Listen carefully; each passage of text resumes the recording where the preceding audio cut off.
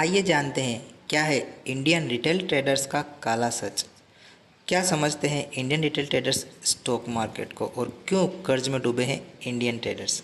सारे सवालों के जवाब आज इस वीडियो में हम जानेंगे, तो आपका स्वागत है फोकस टाइम 2 पर। तो आइए फोकस करते हैं इंडियन स्टॉक मार्केट पर और उसमें ट्रेड करने वाले इंडिया के रिटेल ट्रेडर्स के ऊपर। तो दोस्तों, सबसे पहले सवाल आता है, कौन है ये रिटेल ट्रेडर्स। ये रिटेल ट्रेडर्स वो ट्रेडर हैं जो छोटी पूंजी के साथ शेयर मार्केट में खरीद और बेच करते हैं, यानी बाई सेल करते हैं, लेकिन छोटी पूंजी के साथ, इसलिए हम इसे रिटेल ट्रेडर्स कहते हैं। ये ट्रेडर्स 10,000 से लेकर 50,000, 1 लाख, 2 लाख या 5 लाख तक की पूंजी के साथ शेयर मार्केट में घुसते हैं, लेकिन बिना नॉलेज के ट्रेडिंग करते हैं और अपना सारा पैसा गंवा देते हैं। तो आइए देखते हैं क्या समझते हैं Indian retail traders stock market को।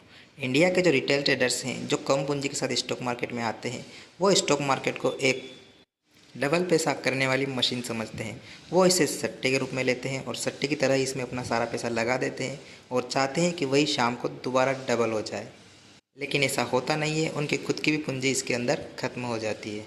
रिटेल ट्रेडर्स हमेशा अपने पैसे को डबल करने की सोचता है, जिस वजह से वह लॉस खाता है, लेकिन उसे इस विषय में बिल्कुल भी जानकारी नहीं होती। रिटेल ट्रेडर बिना सीखे सिर्फ इधर उधर की रील्स देखकर और वीडियो देखकर स्टॉक मार्केट में ट्रेडिंग करना शुरू कर देता है। वह स्टॉक मार्केट को भी एक फंटेसी ऐप की तरह समझता है, जहां वो 1 लाख लगाएगा और शाम तक उसके खाते में 2 लाख रुपए आ जाएंगे। और यही सोच उसकी सारी कैपिटल को वाइप आउट कर देती है, यानी ख़त्म कर देती है। अब क्यों कर्ज में डूबे हैं इंडियन रिटेल ट्रेडर्स। होता क्या है कि रिटेल ट्रेडर्स शुरुआत में अपने पास रखी हुई थोड़ी बहुत पूंजी को शेयर मार्केट में लगाते हैं, लेकिन जैसे ही उनकी पूंजी लॉस में चली जाती है तो उनका दिमाग उल्टा चलता है। फिर वो सोचते हैं, मैं कहीं से कर्ज लेकर इस पूंजी को स्टॉक मार्केट से ही वापस कमाऊंगा। और इसी साइकोलॉजी के चक्कर में वो और ज़्यादा फंसते जाते हैं और दूसरों से कर्ज लेकर ट्रेडिंग करते हैं और वो पैसे भी उसके लॉस हो जाता है।